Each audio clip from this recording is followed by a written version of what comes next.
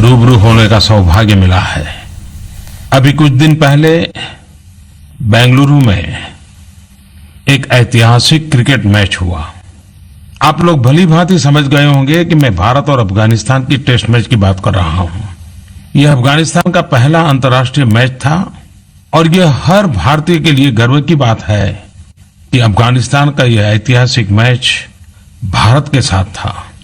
इस मैच में दोनों ही टीमों ने बेहतरीन प्रदर्शन किया और दूसरे अफगानिस्तान के ही बॉलर राशिद खान ने तो इस वर्ष आईपीएल में भी काफी अच्छा प्रदर्शन किया था। और मुझे याद है कि अफगानिस्तान के राष्ट्रपति श्रीमान अशरफ गनी ने मुझे टैग कर अपने ट्विटर पर लिखा था, अफगानिस्तान के लोगों को अपने हीरो राशिद खान पर अत्यंत गर्व है। मैं हमारे भारतीय मित्रों का भी आभारी हूं जिन्होंने हमारे खिलाड़ियों को अपना कौशल दिखाने के लिए एक प्लेटफॉर्म प्रदान किया है। अफगानिस्तान में जो श्रेष्ठ है, राशिद उसका प्रतिनिधित्व करता है। वह क्रिकेट की दुनिया का एसेट है। और इसके साथ साथ उन्होंने थोड़ा मजाकिया अंदाज में ये भी लिखा, नहीं, हम उसे किसी को देने वाले नहीं हैं। यह मैच हम सब के लिए यादगार रहेगा। खैर, ये पहली मैच थी इसलिए याद रहना तो बहुत स्वाभाविक है, लेकिन मुझे ये मैच किसी एक विशेष कारण से याद रहेगी। भारतीय टीम ने कुछ ऐसा किया जो पूरे विश्व के लिए एक मिसाल है। भारतीय टीम ने ट्रॉफी लेते समय एक विजेता टीम क्या कर सकती है, उन्होंने क्या किया। भारतीय टीम ने ट्रॉफी लेते समय अफगानिस्तान की टीम, जो कि पहली बार अंतर्राष्ट्रीय मैच खेल रही थी, अफगानिस्तान की टीम को आमंत्रित किया और दोनों टीमों ने साथ में फोटो ली। स्पोर्ट्समैन स्पिरिट क्या होता है, स्पोर्ट्समैनशिप क्या होती है, इस एक घटना से हम अनुभव कर सकते हैं। खेल समाज को एकजुट करने और हमारे युवाओं का जो कौशल है, उनमें जो प्रतिभा है, उसे खोज निकालने का एक बेहतरीन तरीका है। भारत और अफगानिस्तान दोनों टीमों को मेरी शुभकामनाएं हैं। मुझे उम्मीद है हम आगे भी इसी तरह एक दूसरे के साथ पूरे स्पोर्ट्समैन स्पिरिट के साथ खेलेंगे भी, खिलेंगे भी। मेरे प्यारे देशवासियों, इस 21 जून को चौथे योग दिवस पर एक अलग ही नजारा था। पूरी दुनिया एकजुट नजर आई। विश्व भर में लोगों ने पूरे उत्साह और उमंग के साथ योगाभ्यास किया। ब्रसेल्स में यूरोपियन पार्लियामेंट हो, न्यूयॉर्क स्थित संयुक्त राष्ट्र का मुख्यालय हो, जापानी नौसेना के लड़ाकू जहाजों हो, सभी जगह लोग योग करते नजर आए। सऊदी अरब में पहली बार योग का ऐतिहासिक कार्यक्रम हुआ और मुझे बताया गया है कि बहुत सारे आसनों का डेमोन्स्ट्रेशन तो महिलाओं ने किया। लद्दाख की ऊंची बर्फीली चोटियों पर भारत और चीन के सैनिकों ने एक साथ मिलकर के योगाभ्यास किया। योग सभी सीमाओं को तोड़कर जोड़ने का काम करता है। सैकड़ों देशों के हजारों उत्साही लोगों ने जाति, धर्म, क्षेत्र, रंग या लिंग, हर प्रकार के भेद से परे जाकर इस अवसर को एक बहुत बड़ा उत्सव बना दिया। यदि दुनिया भर के लोग इतने उत्साहित होकर योग दिवस के कार्यक्रमों में भाग ले रहे थे, तो भारत में इसका उत्साह अनेक गुना क्यों नहीं होगा। देश को गर्व होता है जब 125 करोड़ लोग देखते हैं कि हमारे देश के सुरक्षा बल के जवान जल, थल और नभ तीनों जगह योग का अभ्यास किया। कुछ वीर सैनिकों ने जहां पनडुब्बी में योग किया, वहीं कुछ सैनिकों ने सियाचिन के बर्फीले पहाड़ों पर योगाभ्यास किया। वायुसेना के हमारे योद्धाओं ने तो बीच आसमान में धरती से 15,000 फीट की ऊंचाई पर योगासन करके सबको स्तब्ध कर दिया। देखने वाला नजारा यह था कि उन्होंने हवा में तैरते हुए किया, न कि हवाई जहाज में बैठ करके। स्कूल हो, कॉलेज हो, दफ्तर हो, पार्क हो, ऊंची इमारत हो या खेल का मैदान हो, सभी जगह योगाभ्यास हुआ।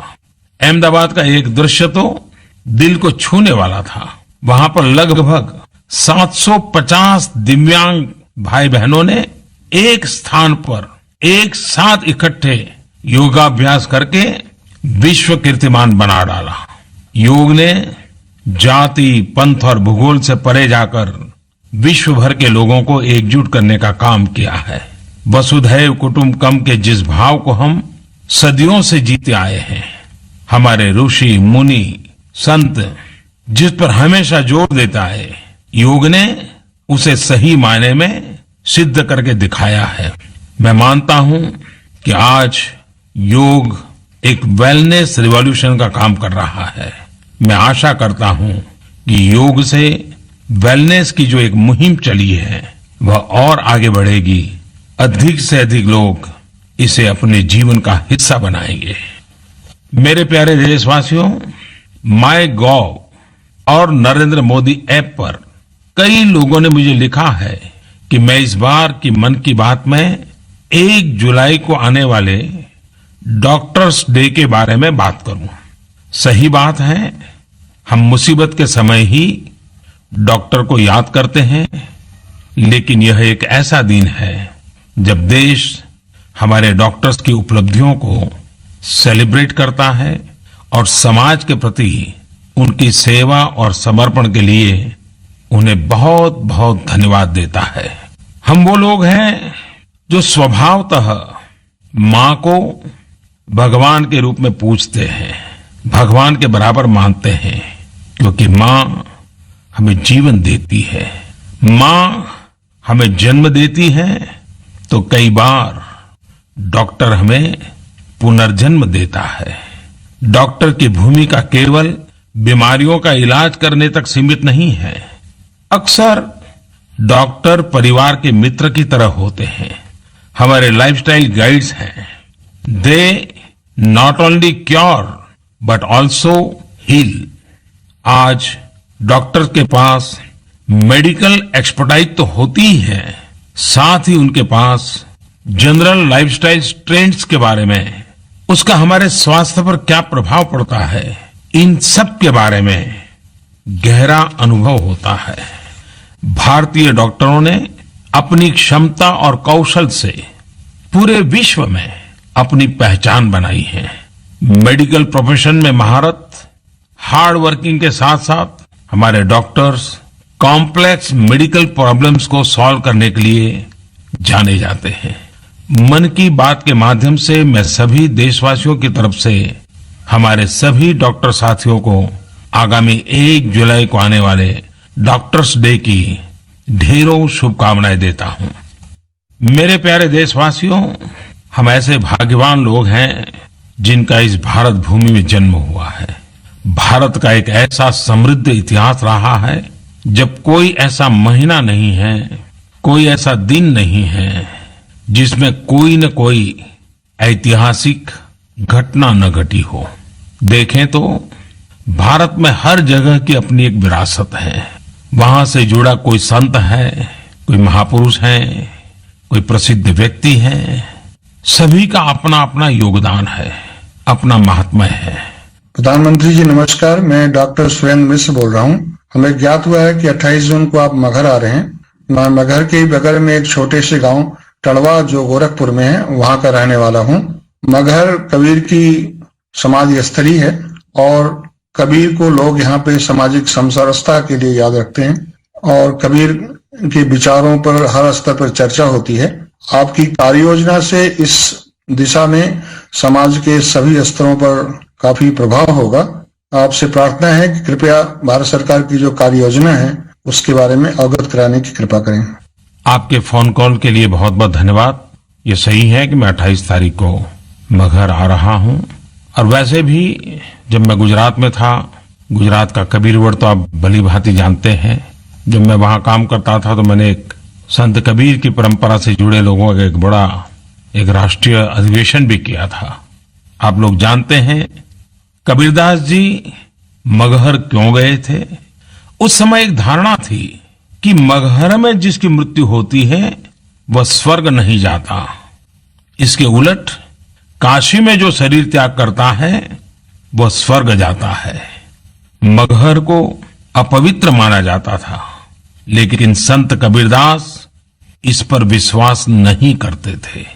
अपने समय की ऐसी ही कुरीतियां और अंधविश्वासों को उन्होंने तोड़ने का काम किया और इसलिए वे मगहर गए और वहीं उन्होंने समाधि ली।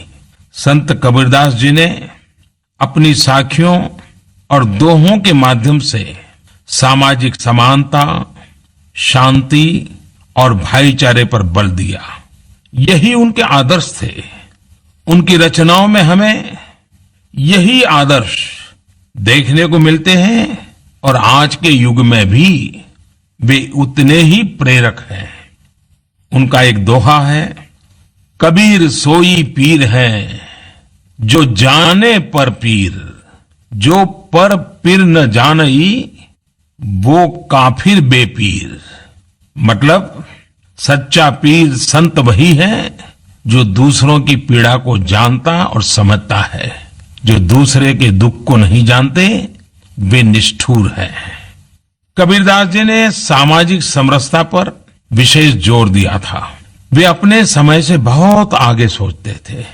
उस समय जब विश्व में अवनति और संघर्ष का दौर चल रहा था, उन्होंने शांति और सद्भाव का संदेश दिया और लोकमानस को एकजुट करके मतभेदों को दूर करने का काम किया।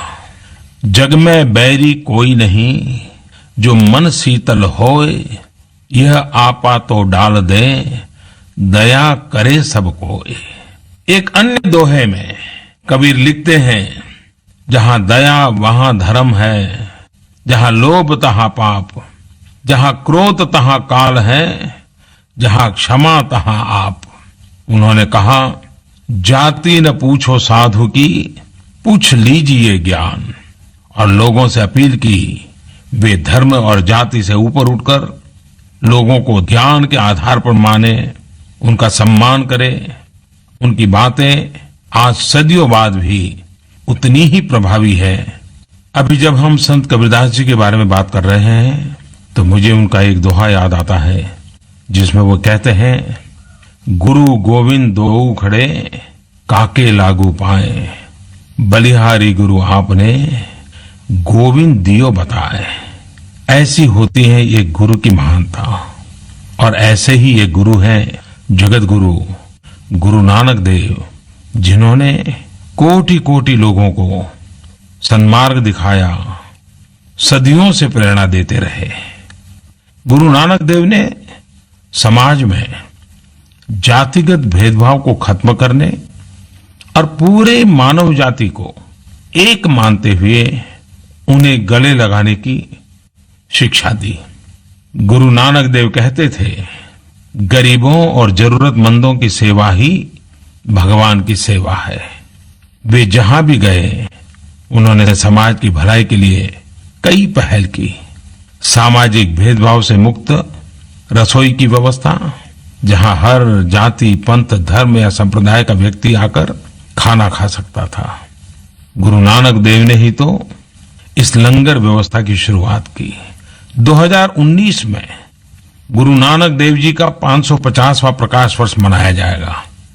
मैं चाहता हूं हम सब लोग उत्साह और उमंग के साथ इससे जुड़े।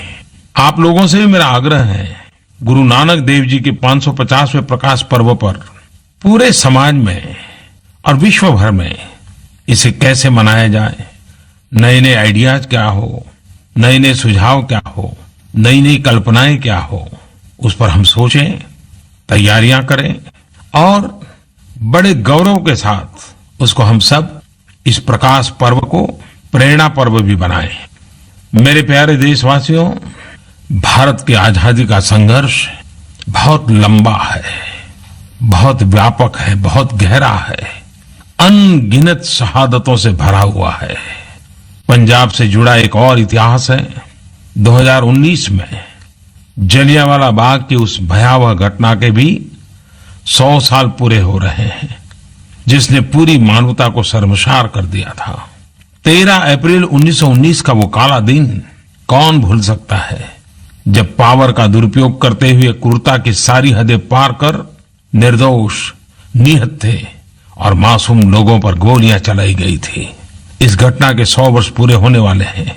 इसे हम कैसे स्मरण करें, हम सब इस पर सोच सकते हैं, लेकिन इस घटना ने जो अमर संदेश दिया उसे हम हमेशा याद रखें कि हिंसा और क्रूरता से कभी किसी समस्या का समाधान नहीं किया जा सकता।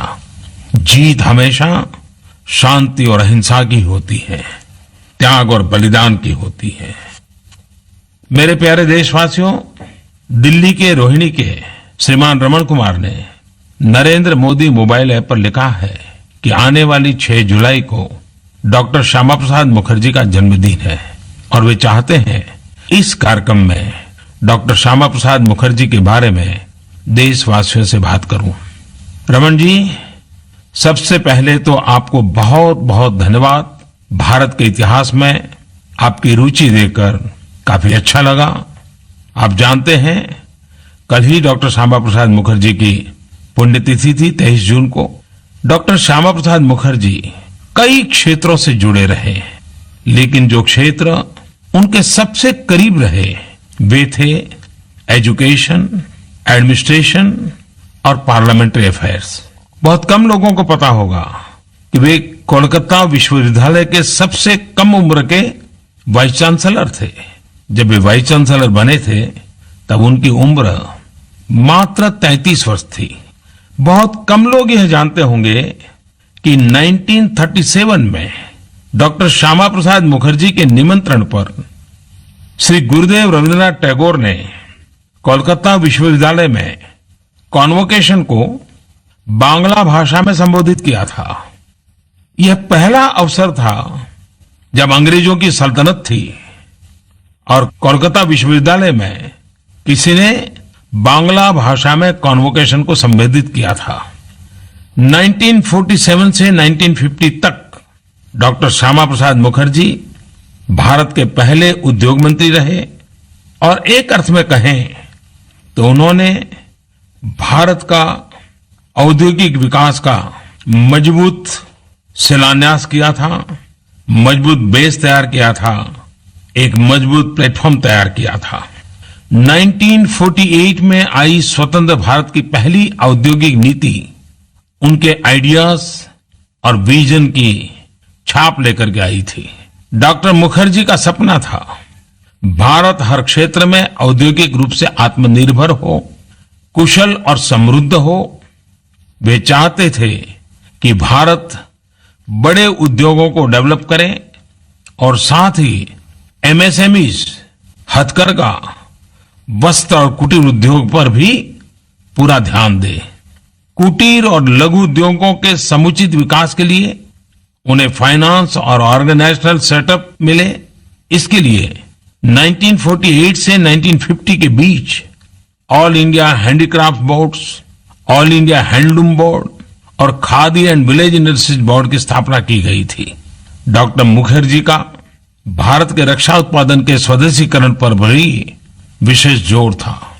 Chittaranjan locomotive works factory, Hindustan aircraft factory, Sindri का खाद कारखाना और दामोदर घाटी निगम, ये 4 सबसे सफल और बड़े प्रोजेक्ट और दूसरे रिवर वैली प्रोजेक्ट की स्थापना में डॉक्टर श्यामा प्रसाद मुखर्जी का बहुत बड़ा योगदान था। पश्चिम बंगाल के विकास को लेकर वे काफी पैशनेट थे।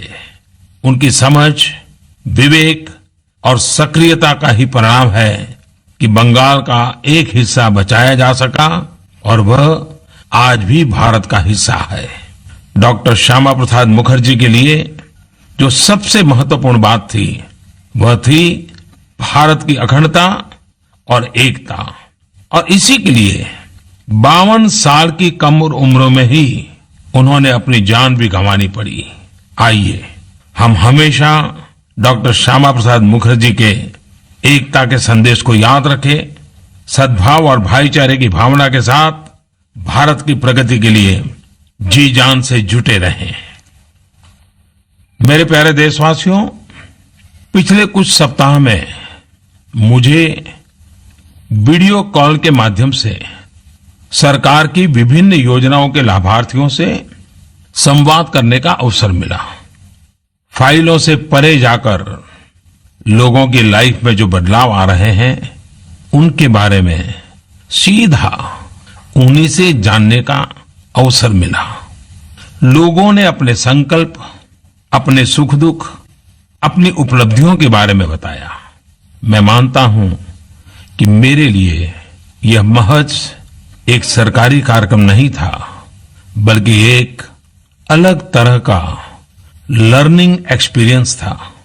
और इस दौरान लोगों के चेहरे पर जो खुशियां देखने को मिली, उससे बड़ा संतोष का पल किसी की भी जिंदगी में क्या हो सकता है।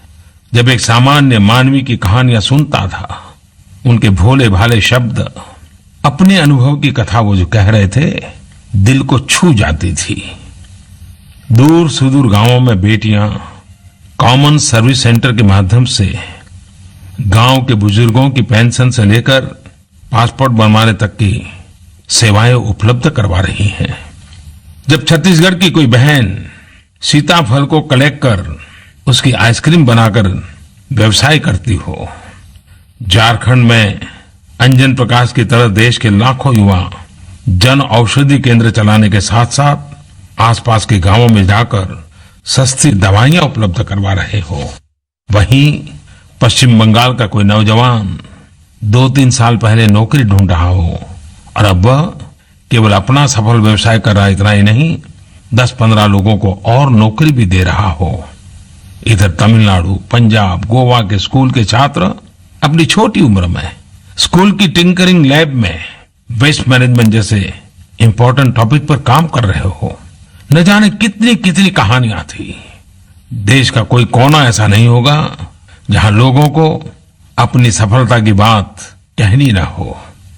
मुझे खुशी इस बात की है कि इस पूरे कार्यक्रम में सरकार की सफलता से ज्यादा सामान्य मानवी की सफलता की बातें, देश की शक्ति, नए भारत के सपनों की शक्ति, नए भारत के संकल्प की शक्ति, इसे मैं अनुभव कर रहा था। समाज में कुछ लोग होते हैं, वे जब तक निराशा की बातें न करें, हताशा की बातें न करें, अविश्वास पैदा करने का प्रयास न करें, जोड़ने के बजाय तोड़ने के रास्ते न खोजें, तब तक उनको चैन नहीं होता है। ऐसे वातावरण में सामान्य मानवी जब नई आशा, नया उमंग और अपने जीवन में घटी घटनाओं की बात लेकर के आता है, तो वो सरकार का श्रेय नहीं होता है। दूर सुदूर एक छोटे से गांव की छोटी सी बालिका की घटना भी 125 करोड़ देशवासियों के लिए प्रेरणा बन जाती है। मेरे लिए टेक्नोलॉजी की मदद से वीडियो ब्रिज के माध्यम से लाभार्थियों के साथ समय बिताने का ये पल बहुत ही सुखद, बहुत ही प्रेरक रहा है। और इससे कार्य करने का संतोष तो मिलता ही है, लेकिन और अधिक काम करने का उत्साह भी मिलता है। गरीब से गरीब व्यक्ति के लिए जिंदगी खपाने का एक और नया आनंद, एक और नया उत्साह, एक और नई प्रेरणा प्राप्त होती है। मैं देशवासियों का बहुत आभारी हूं। 40-40, 50-50 लाख लोग इस वीडियो ब्रिज के कार्यक्रम में जुटे और मुझे नई ताकत देने का काम आपने किया। मैं फिर एक बार आप सबका आभार व्यक्त करना चाहता हूं। मेरे प्यारे देशवासियों, मैं हमेशा अनुभव करता हूं, अगर हम हमारे आसपास देखें तो कहीं न कहीं कुछ न कुछ अच्छा होता है, अच्छा करने वाले लोग होते हैं, अच्छाई की सुगंध हम भी अनुभव कर सकते हैं।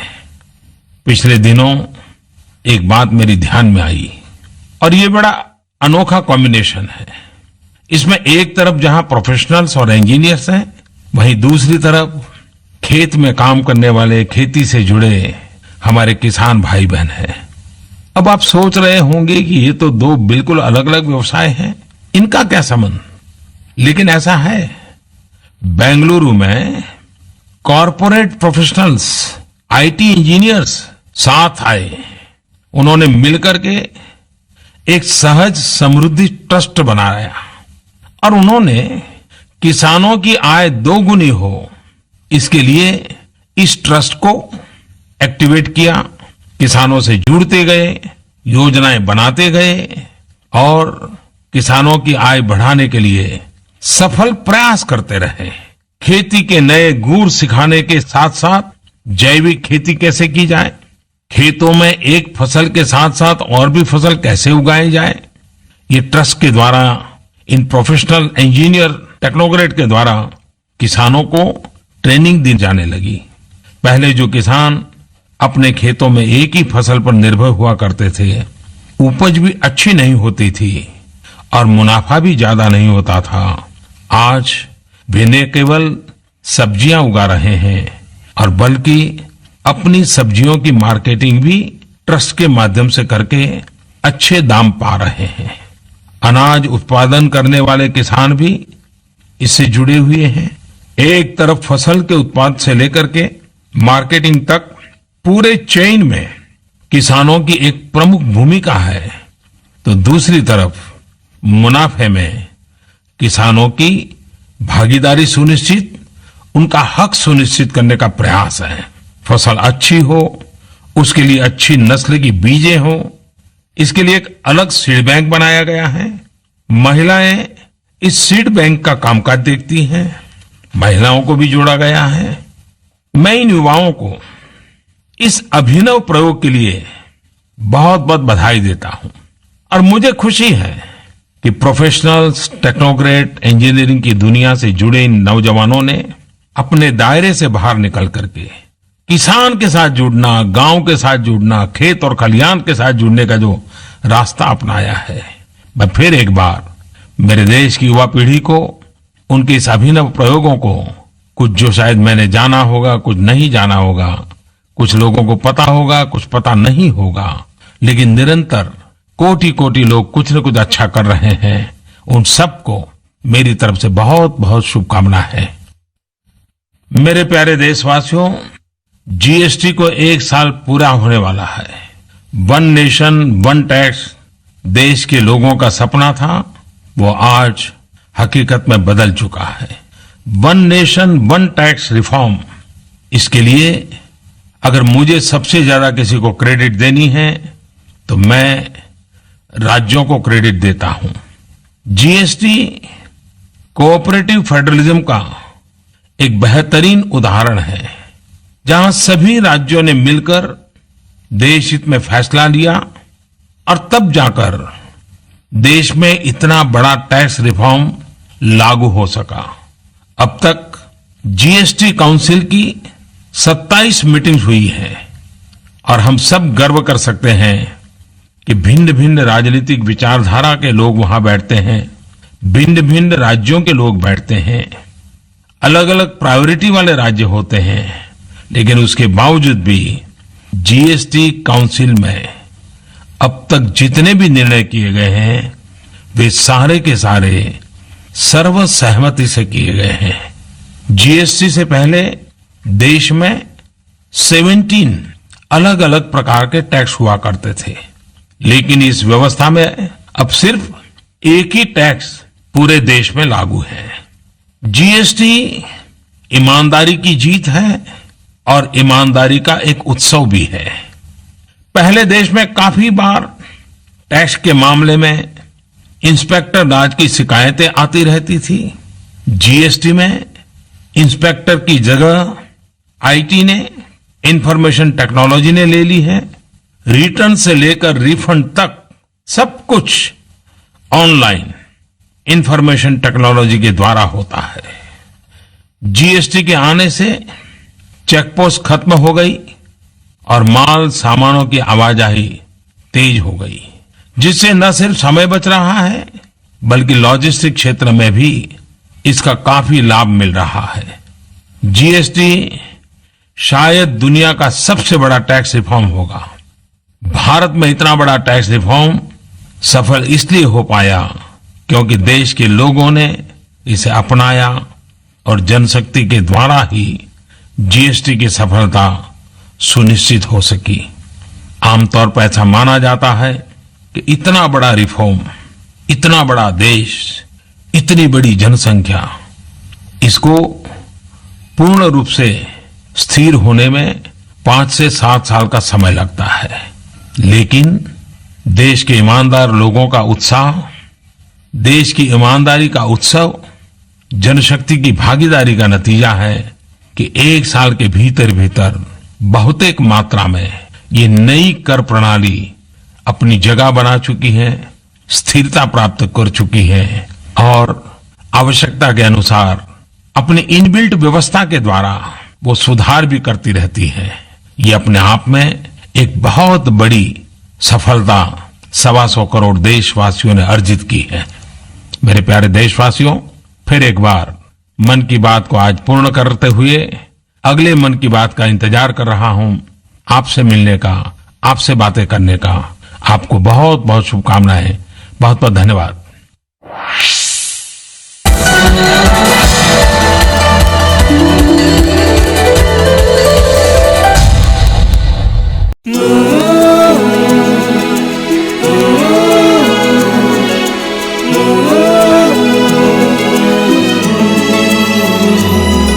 चलो उड़ते हैं आसमानों में, क्यों बैठे रहे हम भी बंद मकानों में। रसोई से दुनिया की राह जरा तक ले, दूर देश देखे खाक जरा चख ले।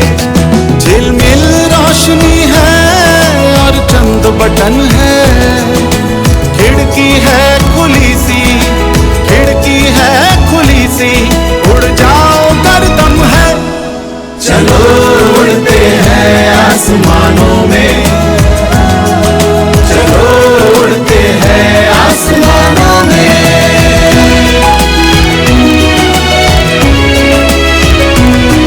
महिला और युवा भी मोबाइल से जुड़े, सशक्त हो हर कोई, हक से आगे बढ़े। जब साथ है सरकार तो फिर क्या डर है।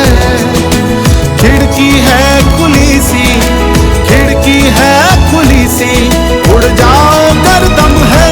चलो उड़ते हैं आसमानों में, चलो उड़ते हैं आसमानों में। स्काई संचार क्रांति योजना, जुड़ता छत्तीसगढ़, बढ़ता छत्तीसगढ़।